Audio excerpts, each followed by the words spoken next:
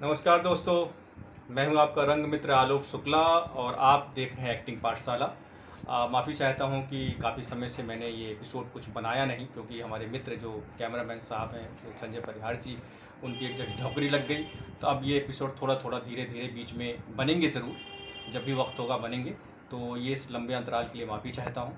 और सबसे पहली जानकारी आपके लिए बता दूँ, अगर नहीं है आपके पास, कि भारतेंदु नाट्य अकादमी में 2 साल का जो एक्टिंग पाठशाला मतलब एक्टिंग कोर्स जो है उसका एडमिशन का जो है तो नोटिस आ गई है और 25 मई आखिरी तारीख है। 25 मई तक लखनऊ में उसका आवेदन पहुंच जाना चाहिए। उसकी साइट में देखिए, समझिए। डिमांड ड्राफ्ट वगैरह 500 रुपये का समझौता उसमें मांगते हैं। उसके बाद 10 नाटक होने चाहिए, ग्रेजुएशन होना चाहिए, रिटर्न होगी 4-5 सेंटर्स में, लखनऊ में, मेरठ में, बनारस में। इस तरीके से उसमें आप उसकी साइट पे जाइए तो काफ़ी सारी जानकारी मिल जाएगी, अगर आपको जानकारी नहीं है या आपने नहीं भरा हो। एक तो ये जानकारी आपको मुझे बतानी थी, जो पहले बतानी चाहिए थी। तो 2 वर्ष के नाट्य पाठ्यक्रम के लिए आप उसमें आवेदन करिए और आपको स्कॉलरशिप भी मिलेगी, थोड़ी बहुत 4,500 के आसपास उसमें डिटेल पेपर में छपे हुए थे। बाकी आप साइट पे जाएंगे तो जानकारी मिल ही जाएगी। और अब बात करते हैं थोड़ा सा थिएटर के बारे में। उसमें रिटेन भी एग्ज़ाम है, तो थोड़ी सी बात करते हैं। तो उसके बाद फिर आगे ट्रेनिंग की बात करेंगे। देखिए, मैंने जो कुछ जाना समझा है वो सब देखते हुए समझते हुए, मेरा अनुभव जो अपना लोगों के साथ हुआ, बड़े बड़े रंग गुरुओं के साथ हुआ। और सबसे बड़े रंग गुरु जो थिएटर लेजेंड हबीब तनवीर साहब, जिनके साथ मैंने 21 दिन की वर्कशॉप रीवा में की थी। उस समय विधिवत जिसे कहते हैं ट्रेनिंग, एक उन्होंने साल भर की ट्रेनिंग 21 दिन में ही दे डाली थी। नाटक वगैरह भी किए हमने, मोहन राकेश के नाटक किए। बहुत बड़ा सवाल, सिपाही की माँ, बहुत बड़ा सवाल में सेकंड कास्ट था राम भरोसे, और सिपाही की माँ में लीड सिपाही का करेक्टर था। तो बाकी देख रहे हैं नयन में छोटे मोटे करेक्टर उन्होंने करवाए थे, अभी सामने देवी के वरदान में कराए थे। तो इस तरीके से किए और उन्होंने पढ़ाया, मतलब जो जैसे कहते हैं कि हमें पढ़ाया, समझाया, पढ़े लढ़े हम वहीं थिएटर के बारे में। तो हबीब साहब आप जानते हैं, उन्होंने एक्टिंग की ट्रेनिंग राडा मतलब लंदन से ली थी। तो उसके बारे में उन्होंने हमको सब शेयर किया, बताया, समझाया, भारतीय सिनेमा के, भारतीय थिएटर के बारे में, रंगकर्म के बारे में और वेस्टर्न रंगकर्म के बारे में उन्होंने हमें बताया, समझाया। तो हमें चीज़ें समझ में आई। जैसे क्या है वो मैं आपको बता रहा हूँ कि जैसे देखिए, आप फिल्में देखते हैं, विदेशी फिल्में देखते हैं, फॉरेन लैंग्वेज की फिल्में देखते हैं, तो ज़्यादातर आप देखते हैं हाँ फौज है, अच्छा अच्छा, ये एक्शंस वगैरह आप देखते हो ज़्यादातर। कुछ अगर आपने रोना गाना उसमें देखा नहीं होगा, हाँ बड़ी इस तरीके के आप एक्शंस देख रहे होते हैं। ये उनकी कमी नहीं है, ये उनकी लर्निंग है। वहाँ जो वेस्टर्न में क्या होता है, टाइम, स्पेस, एक्शन, तीन ही चीज़ें हैं। एक्शंस जो है उसी में उनके सारे जो इमोशंस और सारे रस सब समाहित हैं। रस अलग से कोई पाठ्यक्रम नहीं है वेस्टर्न थिएटर में। टाइम, स्पेस और एक्शन।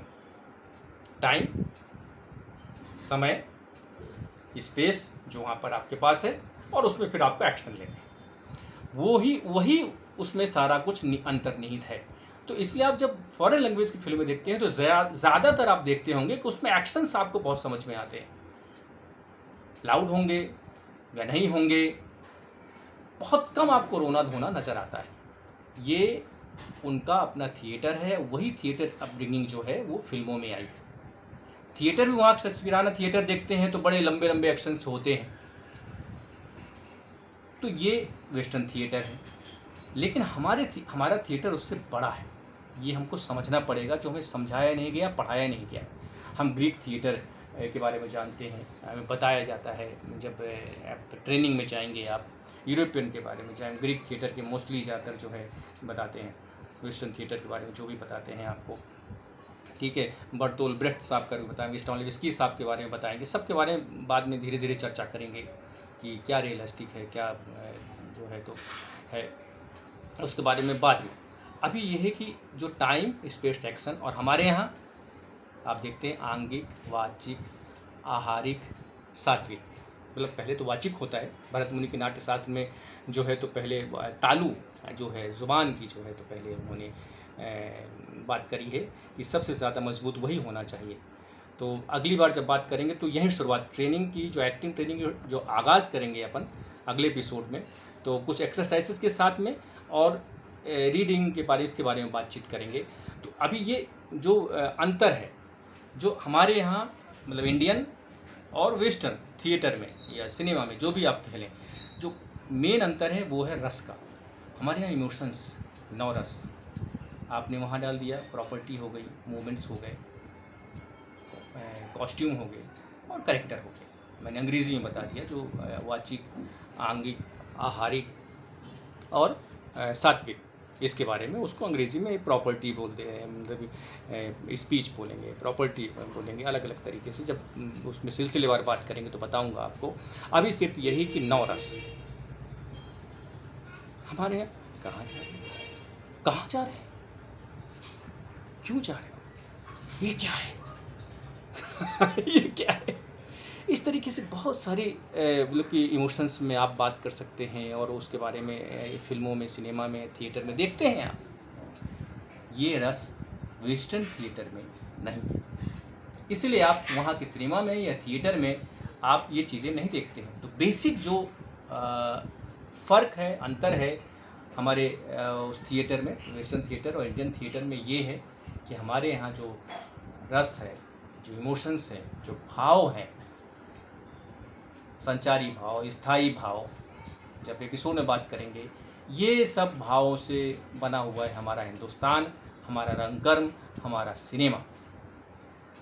इसके बारे में अब आजकल पढ़ाया जाने लगा होगा या पढ़ाने जाने की बात चल रही है। जैसे परेश रावल जी ने बोला था, भाई भरत मुनि के नाट्यशास्त्र के बारे में अनुवाद तक नहीं किया गया है, अब अनुवाद किया गया है, उसके बारे में बताया नहीं जाता। जो हमारा अपना नाट्यशास्त्र है उसके बारे में हमको बताया नहीं जाता कि 400 BC में लिखा गया और उस समय जो है तो सबसे पहला नाटक हुआ।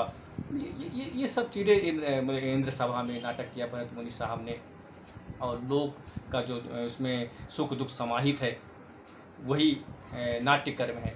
तो ये सब चीज़ें हैं, इसके बारे में हम आपको या कहने चाहिए इंडियन थिएटर में इन चीज़ों को बहुत ज़्यादा नहीं बताया गया है ट्रेनिंग स्कूलों में। मैं साफ साफ बोल रहा हूँ, आपको बुरा लगे या अच्छा, जो ट्रेंड हो चुके हैं वो उनसे आप पूछ लीजिए क्या उनको इसके बारे में, भरत मुनि के नाट्यशास्त्र के बारे में कितना ज़्यादा पढ़ाया गया है। मेरी जानकारी में तो नहीं है, एक रेफरेंस के तौर पर बता दिया होगा, लेकिन अगर बताया गया है उनको तो ग्रीक थिएटर के बारे में बहुत बताया जाता है, शेक्सपियर के बारे में तो बहुत बताया जाता है, लेकिन भरत मुनि के बारे में कितना बताया जाता है। जो हमारा अपना थिएटर है उसके बारे में बहुत कम, बहुत ही कम। हाँ, अभी धीरे धीरे चीज़ें बदल रही हैं, उस हिसाब से हमारा थिएटर आगे बढ़ रहा है। अब हम अपनी जड़ों से हमें जुड़ना पड़ेगा थिएटर में। हम बाहर का अंधानुकरण जो कर रहे हैं वो गलत है, उसमें हम बच रहे हैं। अब थोड़ा सा हम अपनी जड़ों की तरफ लौट रहे हैं, और हमारा जो शास्त्र है, पंचम वेद बोलते हैं इसको, 5वां वेद बोलते हैं नाट्यशास्त्र का हमारे यहाँ, और उस वेद के बारे में हम सबसे कम पढ़ाया जाता है हमारे यहाँ, या पढ़ाया जाता था। अब धीरे धीरे से ज्ञान चक्षु खुले हैं, और अब जो है अपने बारे में हमारा जो अपना थिएटर है, जो इंडियन थिएटर है, उसके बारे में रेफरेंस के तौर पर नहीं, मेन सब्जेक्ट के रूप में उसको पढ़ाए जाने की बात हो रही है, और शायद पढ़ाया भी जाएगा, ये पढ़ाया जा रहा। तो ये वेस्टर्न थिएटर, इंडियन थिएटर के बारे में जो बेसिक फ़र्क था, और यहीं से ट्रेनिंग की बात निकलती है कि क्या क्या हमारे पास है, कहाँ से हम शुरुआत करें। तो इस एपिसोड में इतना ही। प्लीज़ सब्सक्राइब करते रहिए, लाइक करिए, कमेंट्स करिए, और अगले एपिसोड में फिर मिलेंगे। ट्रेनिंग की वो पहला एपिसोड होगा ट्रेनिंग का, तो उस एपिसोड में मिलेंगे। अभी तक ये ज़मीन बन रही थी। बहुत बहुत धन्यवाद।